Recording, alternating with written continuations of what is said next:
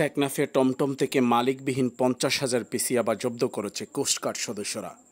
বৃহস্পতিবার 1 মে বিকেলে coast guard media কর্মকর্তা lieutenant commander HM Harunur Rashid এই তথ্য নিশ্চিত করেন। তিনি বলেন, আজ বৃহস্পতিবার মধ্যরাত 1টায় কোস্টগার্ড স্টেশন টেকনাফ কর্তৃক কক্সবাজার জেলার টেকনাফ থানাধীন নাইট্রনপাড়া এলাকায় একটি বিশেষ অভিযান পরিচালনা করা হয়।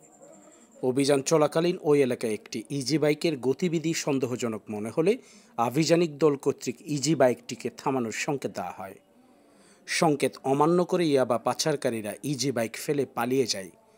পরবর্তীতে ওই ইজি বাইক তল্লাশি করে কালো পলিথিনে অভিনব কায়দায় মোড়ানো অবস্থায় 50,000 পিস ইয়াবা জব্দ করা হয়।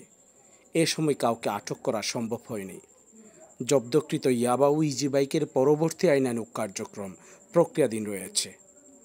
শেখ রাসেলের তথ্যচিত্রে নিউজ ডেস্ক, রূপান্তর।